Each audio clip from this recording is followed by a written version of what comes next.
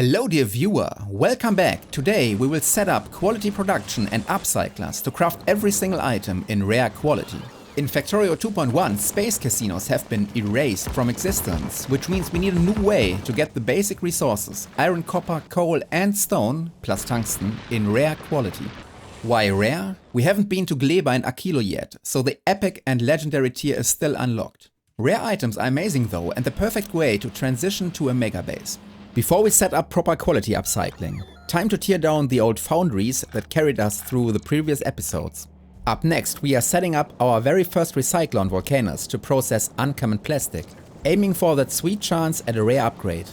Rare plastic is going to be crucial very soon, so finding a good spot for our quality upcycling factories is top priority. Scanning the minimap, there's plenty of open real estate out west. We just need to blow up a few cliffs to make room.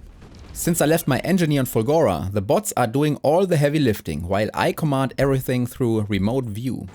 Looking back at the uncommon plastic recycler, I realized we need a feedback loop to route non-rare plastic right back into the system. Plus, we've got a solid stash of rare coal left over, which we can turn directly into rare plastic, using productivity level 2 modules. Over by the Tungsten Carbide Subfactory, I've placed another recycler to churn through our stockpile of uncommon tungsten carbide for a shot at rare upgrades. But it's running a bit slow, so let's drop down a second recycler to double our speed. We need rare tungsten carbide to make big mining drills and better foundries. I've prepped an iron plate upcycling blueprint framed in a grid of rare substations, which aren't available yet, but it pays to plan ahead. Loaded with 4 quality level 2 modules, each foundry gets a solid 8% quality chance. Any iron that stays normal gets fed directly into an assembler making iron chests, guaranteeing only quality plates and chests ever make it onto our main belt. Before I break down the full mechanics, let's quickly set up the infamous LDS shuffle. This setup is designed to transform our rare plastic into loads of rare copper and steel. The other ingredients are liquids, molten iron and copper. And as you know, liquids don't have quality, which makes them basically free. The brain of this abomination is a single decider combinator, keeping everything in check. Whenever we are running low on rare copper or steel, it triggers the foundry to pump out rare low density structures. From there, a recycler immediately breaks those LDS down, spitting out the precious rare copper and steel while cycling the plastic right back into the foundry to repeat the loop. If we ever end up with an overflow of either material, this recycler right here shreds the surplus. With rare copper readily available, we can turn it into copper cables and combine it with rare iron to start printing rare green circuits. Next up, we use more of our rare plastic to merge it with those green circuits and copper cables, producing red circuits as well. This is where the electromagnetic plant from Fulgora completely shines. It gives us a massive built-in 50% productivity boost on every single step. And that's before we even stack 5 productivity level 2 modules. And just like that, we can now build our rare substations for our electrical grid. Normal ones will be slowly but steadily replaced. Just look at how clean this rare grid is.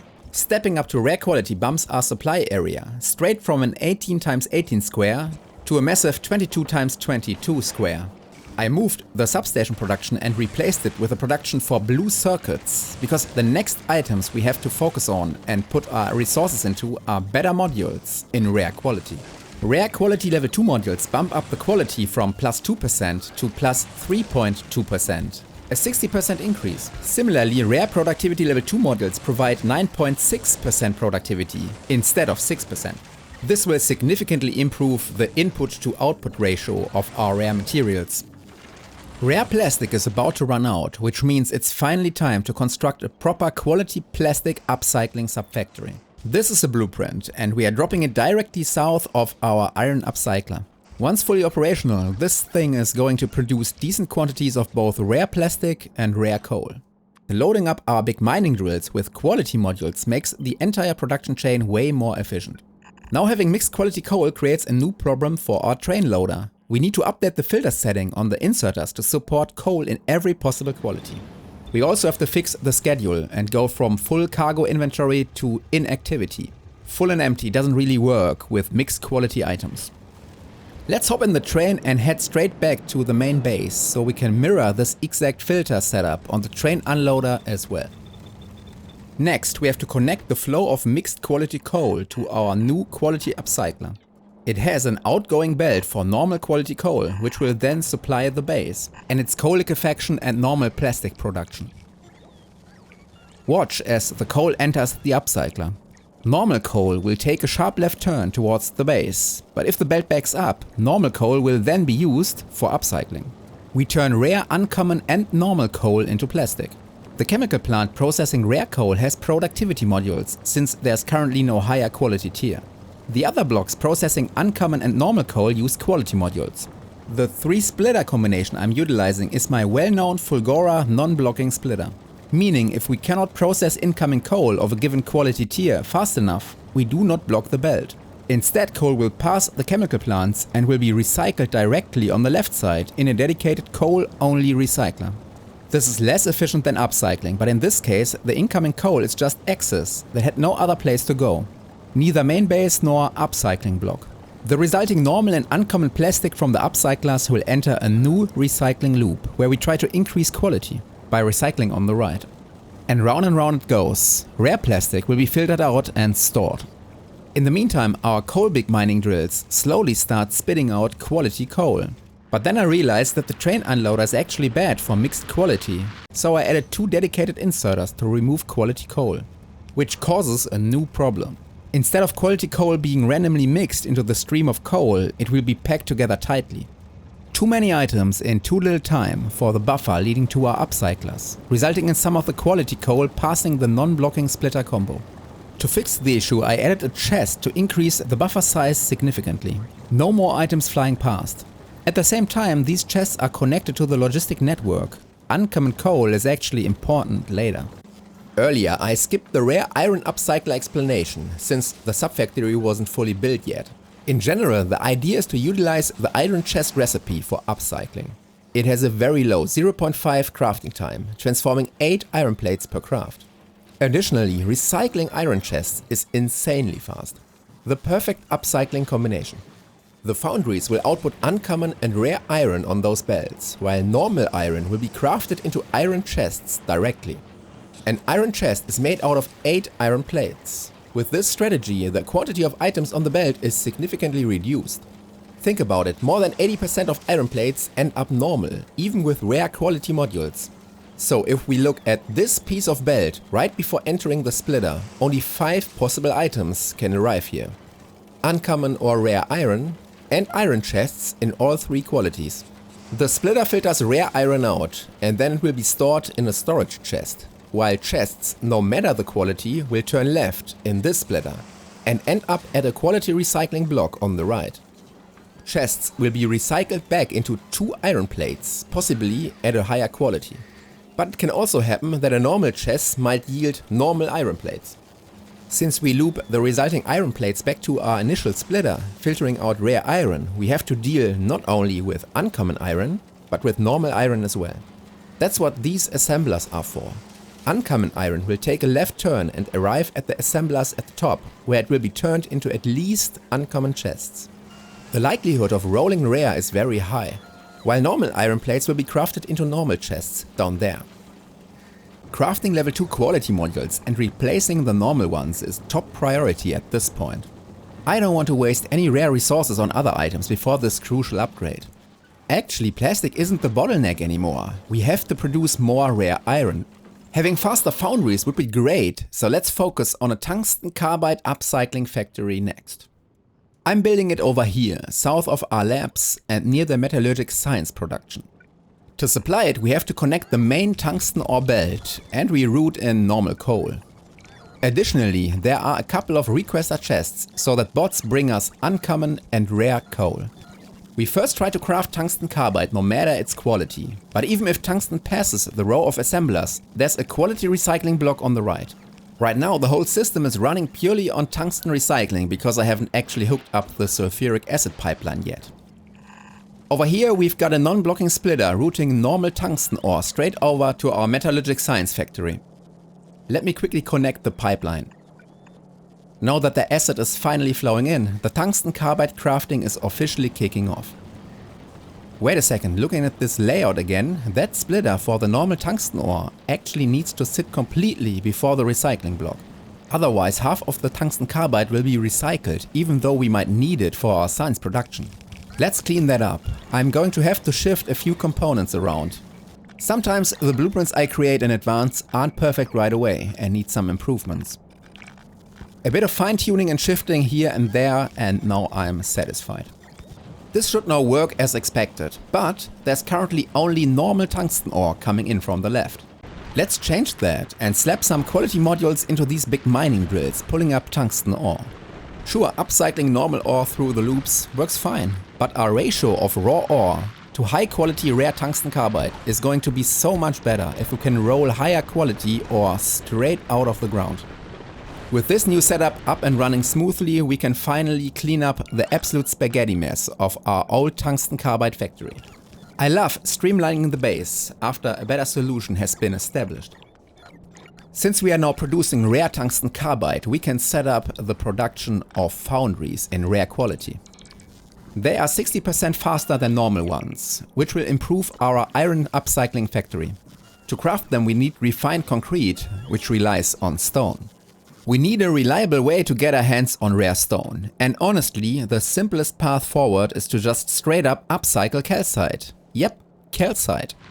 I'm slapping quality modules into these big mining drills here again, though, to be fair, we don't need a ridiculous amount of stone. Some mining drills down the belt can still dig up normal calcite. The strategy is simple: any rare calcite gets stored directly, while the uncommon calcite, along with any excess normal calcite, just goes straight into a quality recycling loop. It's a super compact little setup, but it gets the job done, since our volume requirements for rare calcite are pretty low. Oops, big mistake here.